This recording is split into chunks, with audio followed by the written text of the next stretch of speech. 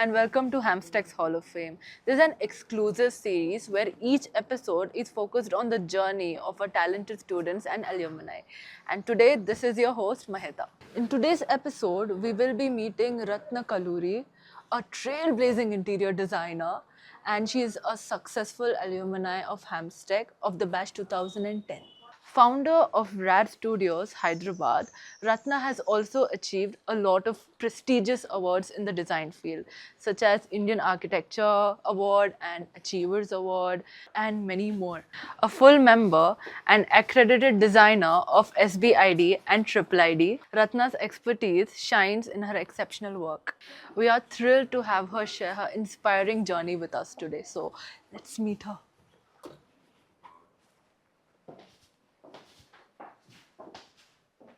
Hey Ratna, it's an honor to have you with us today. As a proud Hamstech alumni and a really successful interior designer, can you please share us a brief introduction about yourself and your work and what's that passion which drives you in the design field? Yeah. Thank you so much for coming over and then, taking time out for, especially for the students. I want to give them this small message, what you were, here for. So I'm very honored and I'm glad that we are doing this. So, what is the passion which got you into the design field? So, passion, yes, I think design was the passion for me. Okay. When I wanted to go into MA literature and become a lecturer, do a PhD. And that is when I was looking at what is it that drives me. And then somewhere I felt all my energies get into creative things, doing creative stuff, like painting, photography, whether it is designing clothes. Then I felt, okay, let me choose a design field, which is very interesting, which is where I'm passionate about. That is when I thought of interior design, and I was looking at where to do this course. Okay. Because everybody starts with the theory or whatever that we want to go learn about it. And then I found Hamstech and I joined Hamstech. And how was your experience so far? I mean, in the course that you've done? The course, I think it's long back, but I really made some nice, good friends, and we are still in touch now. Some people are doing good in the field. I feel there's a very good, nice, you can say, a friendly, competitive atmosphere with them because we know them since a long time. Yeah. So, how did you land your first client? So the first client, I would say, was my mother. Oh, wow. That's nice.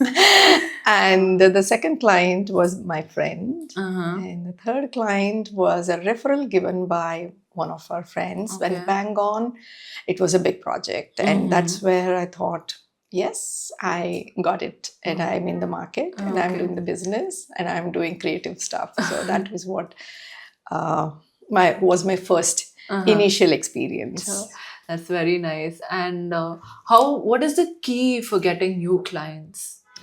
So it so happened that after a few years, I exhausted my close network contacts, and I was really looking at how to do marketing.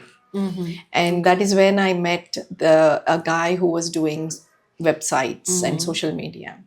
And till then, I never realized the need to do marketing. But I would say now, in this age, you need to first start with marketing.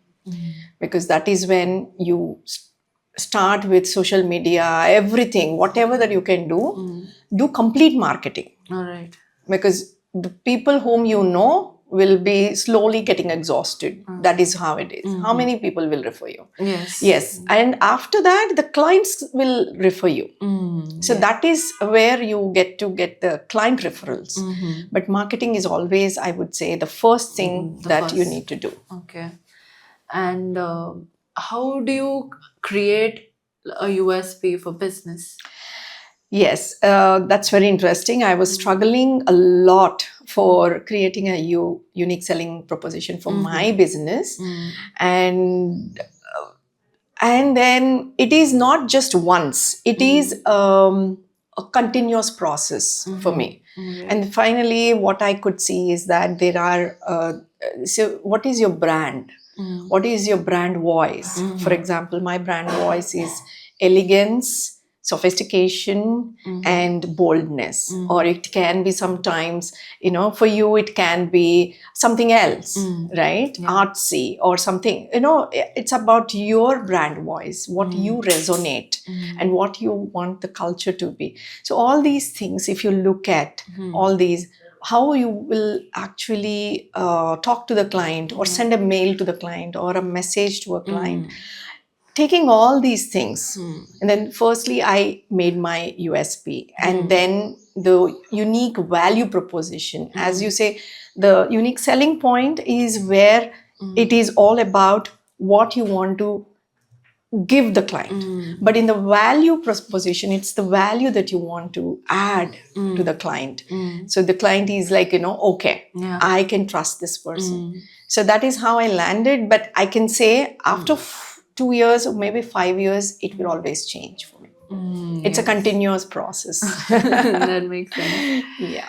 How do you get loyal customers? Like, how do you engage with your clients on a daily, on a regular basis and not lose them? It is very hard to have the clients in your contact and not go to another person instead of you. How do you maintain that relation with clients? I think it all depends on your relationships. So your client relationships are very important.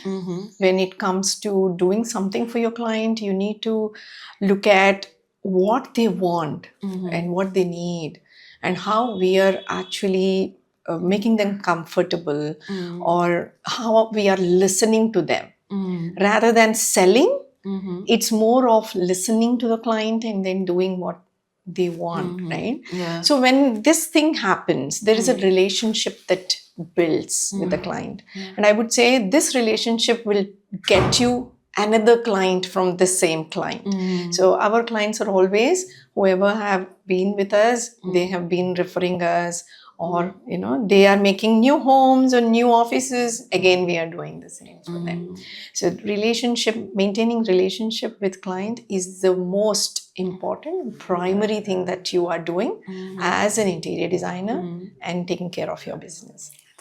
So, Ratna, what is your biggest takeaway from your time in Hamstech?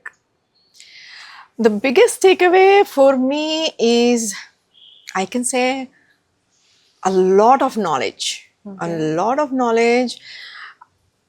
I know it is one year course that I did, and it was like mostly theory that I went through. But I feel that everybody should go through it. All right. And the way they explain you how important the services are, and the history of interior design, that is what I can say I cherish the most.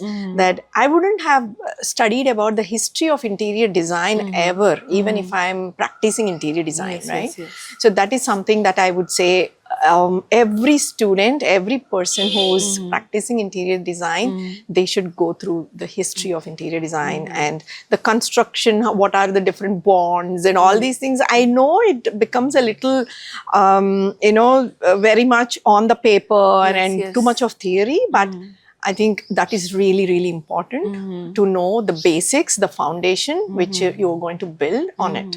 So, yeah, so that's the takeaway for me. And what is your favorite stream of design? I mean, I personally like the Moroccan design of interiors, or I'm mostly into ancient royal architecture. Okay. So what is your favorite? Like, what do you like the most? When I was in college, I used to like Gothic a lot. We have something in common. I'm a Gothic person. I'm a lot into rock and metal. So. Yeah, and also the arches and all, they were really, really interesting to study. Yes. And also when I visit some sites now in Europe or wherever that I go on a holiday, I look at them and then say, oh, this is a Gothic, arch that I have studied about, or this is a column that is a Greek column or something like that. So I would relate that to all the time into it. And yes, now over the years while practicing, I love minimalism and also something like a fusion of things. Just a few months back, we did Tudor style. Okay. And so that what is that exactly? the Tudor style is all about something which is European. It's more of you can say Elizabethan. And this had all these moldings and very nice bright colors. So that is what the client wanted, but I really enjoyed doing it. Whether it is a Georgian style or a Tudor style, I really enjoy doing such things. So what is your opinion? Is it skill or confidence? What is more important? I think both go hand in hand. Okay. And I would say skill is something that you can build, and even confidence. When you feel that something is lacking, there's always a way that you can, build it. Whether it is a skill, what are you not okay with? When you build a skill, you I think naturally get confidence about what you're doing. So I feel when you build skill, the confidence builds up. That's great. And what do you suggest? Like, if I am graduating from Hamstech right now, from the design course, what do you think I should do? I should go for a freelance or a job? Yes, that's a very good question. So most of them, they feel that, we are well equipped. But I would say if you are well equipped in practical knowledge, go and do your freelance. But before that, you need to have some kind of practical knowledge. For that, how you acquire it, maybe your ancestral business is that, so you can always, learn there. If you are like already in the setup, for example, like, since the childhood, you are raised like that. So, okay, you already are in the field, you know a lot of things, because the material knowledge is something which is very important for anybody who's practicing interior design. So I would say get this kind of knowledge, whether it is working for somebody or working with somebody or, working under somebody, whatever that you do, just get the knowledge about the practical knowledge about the materials in the market, because there's so many materials in the market. Every day there is a new material coming up. So it's a lot to learn practically. So I personally would say work with somebody for at least 5 years to get the practical knowledge. And that is where you build the skill, you are good to go on your own. So this is my personal, I think you can always, look at what you are comfortable with. That is great. And let's get back to Hamstech. So, do you remember your faculty, or what did they teach you? Who are your favorite faculty that you remember from Hamstech? Definitely. I remember Mrs. Amita and Shipra ma'am. And yes, I do remember what we used to do. Like, we used to sketch Corinthian columns, fluted columns. There were so many things that we used to do. Like, and we used to really have fun. And the bonds, the rat bond or whatever, everything that we used to do. We used to work more on paper. So I always feel that is something that I never did in my life, but I did it. Yeah, that was nice. Yeah. That's very nice. Are you in touch with them so far? Yes, I am. I'm in touch with Mrs. Amita and also Mrs. Shipra now. Oh, that's great. That's very and Mrs. Ajita as well. Oh, okay. That's good. And do you think, like, as a proud alumni of Hamstech, Yeah. do you think the college has opened you to networks or connections from the design industry? Yes, definitely. I think through Hamstech, I met a lot of people. Mm. And that is when I met some people and spoke about my design course at Hamstech. And that is when I landed up doing my internship at Mr. Vinod Bachla's studio. Okay. It is a way of connecting and networking, right? So, Mm. yes, definitely. Yes. That is very nice. Yeah. Sorry. So, what are the biggest challenges that you faced throughout your journey, and how did you overcome them? Oh, the biggest challenges are keeping my business afloat. Uh, It's always a challenge, uh-huh. especially when you are a solopreneur. You're Mm. looking at everything, taking Mm. care of so much, all the stuff. Mm. It becomes sometimes I need to take my time into marketing and Mm. sometimes looking into the accounting, Mm. sometimes recruiting staff. So everything is like uh, a, a, a, a step that you Yeah, take yes, all the yes. time. And once I reach there, I feel so accomplished. So Mhm. that is where I'm, progressing, Yeah. whatever you can say. But it takes time Mm. to actually overcome your Yes, challenges yes. and be somewhere that you want to be. Mm. So challenges are a part of Mhm. the journey. Yes, yes. That's great. And how do you think, like, this is a question from my end, it's a personal question. Yeah. So, how do you market yourself? Like, did you market yourself like after getting your first client, after designing your first house? You told your mom was your first client. So, how does marketing exactly work? So, actually, we are still working on marketing. Mm-hmm. It's a never ending thing for Mm-hmm. any business. I Mm-hmm. think you need to keep on marketing going. Mm-hmm. When you are in the industry, when you are doing a business, you need to, whether if your business is at level 2, you Mm-hmm. need to get to level 3, 4, and then eventually you are scaling up your business. Yes, So when yes. you are scaling up your business, you change the marketing strategies, you Okay. take up different ways of marketing. So Mm-hmm. it's always, it's never that this is enough, Mm-hmm. because the competition is Mm-hmm. out there, is always going to the next level, Yes. and we need to be uh, in sync with, Mm. you know everybody around. Mm. So we need to do the marketing, Mm. and some people do it aggressively and some people do it cool, some Mm. people, Yeah. it's up to you what But kind of what if marketing. you're a fresher and you want to start a business? How do you Right. market yourself without any work? Like, you asked us to start with marketing and focus on marketing in the initial stage. Right. And how do you think a student who just like is done with their course and Mm-hmm. want to get into the entrepreneurship field, how do you think they would market? Yeah, it's as you're talking about how does a fresher Mm. student show Okay. his work. Mm.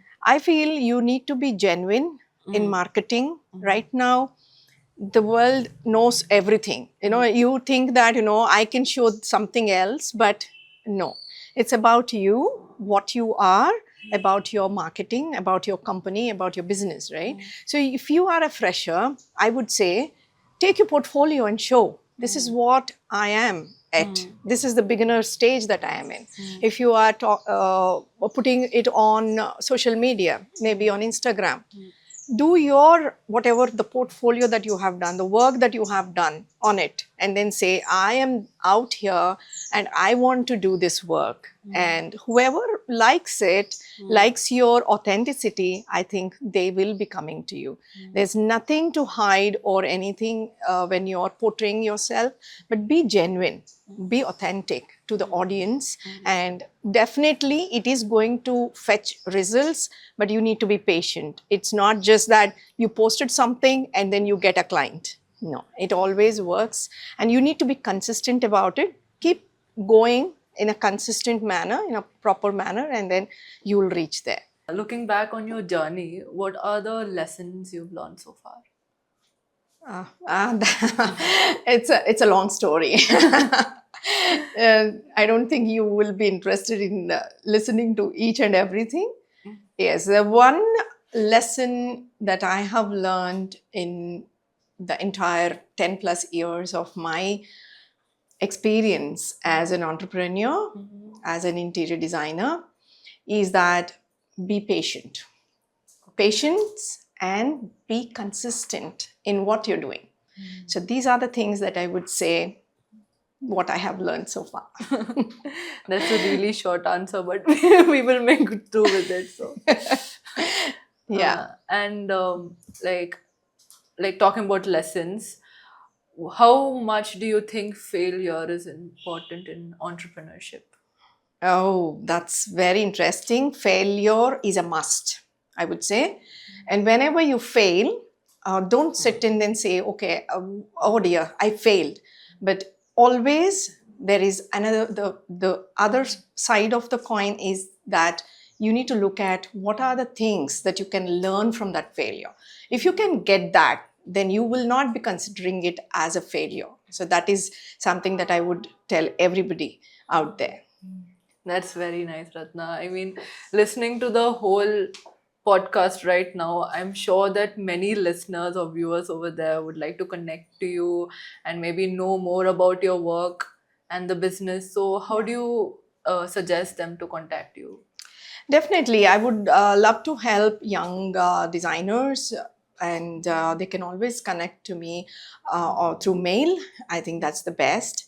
Or they can WhatsApp. We have our office number or my number, and my office mail ID, my personal mail ID, which I can give you. That Or would be it is on the great. website as well, so you can always look up and then give a message. That there. is nice. That is very nice. So, Ratna, what is your advice for students who want to start their own brand or start their own design entrepreneurship? So, what is your suggestion about that? My suggestion is to get good experience on site, practical experience, and then start small. Whether it is a small thing, but doing it completely is what is I would suggest that they should do. And from the starting to the end of building the client trust and their good words, so that they can refer to you to the next client. So that is what I would suggest to the students. That is great. It's lovely talking to you about them. Thank you so much. Thanks for coming here. And then for the students, I would say all the best. So, this was a journey of Hamstech alumni Ratna Kaluri and her road to becoming a successful interior designer. So, that's all for this episode. And if you have any questions or queries, feel free to DM us on Instagram. We will be back very soon with the next episode of Hamstech Hall of Fame. Until then, this is your host Maheta signing off. See you soon.